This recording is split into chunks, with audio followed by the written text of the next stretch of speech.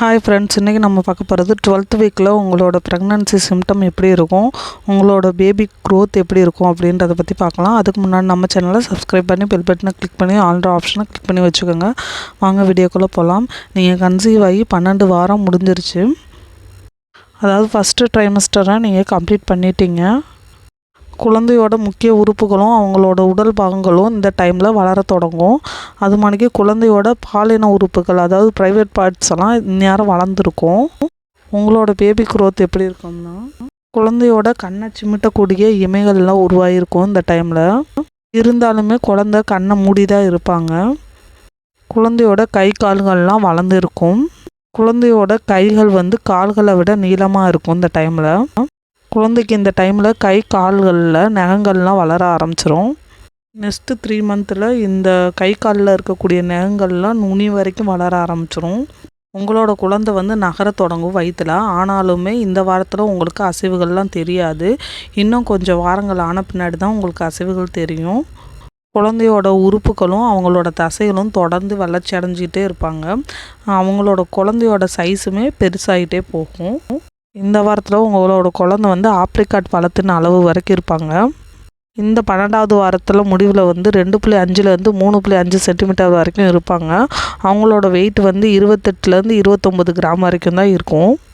3rd month scan பண்ணும்போது குழந்தையோட வெயிட்டை அந்த ஸ்கேனில் மென்ஷன் பண்ணியிருப்பாங்க. அப்போ மற்றவங்களோட நம்ம குழந்தை கம்மியாக இருக்குது அப்படின்னு ஒப்பிடக்கூடாது. ஏன்னா மற்றவங்களுக்கும் நமக்கும் டிஃப்ரெண்ட்டாக இருக்கும்.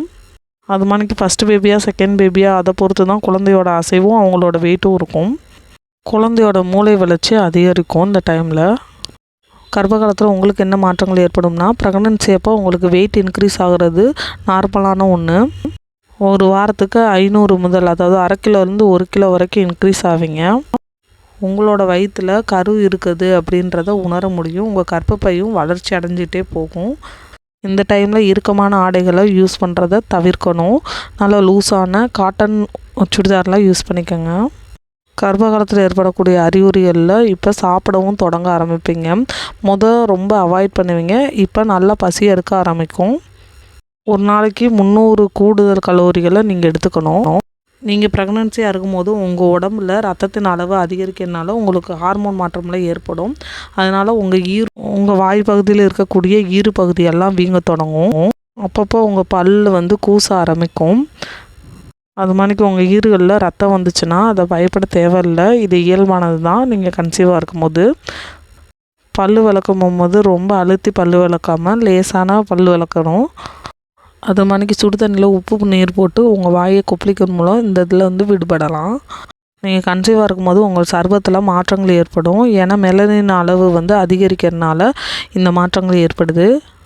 உங்களுக்கு ஹார்மோன் மாற்றத்தின் காரணமாக உங்களுக்கு தாய்ப்பால் உற்பத்தி தொடங்குவதுலேருந்து உங்கள் மார்பகத்தில் புண்ணெல்லாம் உணர ஆரம்பிப்பாங்க. இந்த டைமில் உங்கள் மெலனின் அளவு அதிகரிக்கிறதுனால உங்கள் மார்பகத்தை சுற்றி இருக்கக்கூடிய முளைக்கம்புகள் எல்லாம் அதிக கருமையாக தோன்றும். அவ்வப்போது தலை சுற்றல் இருக்கலாம்.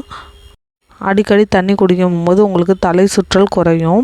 அது மாதிரி நீண்ட நேரம் நிற்கிறதையும் தவிர்க்கணும். உட்காந்து எந்திரிக்கும் போகும்போது மெதுவாக எழுந்து நிற்கணும்.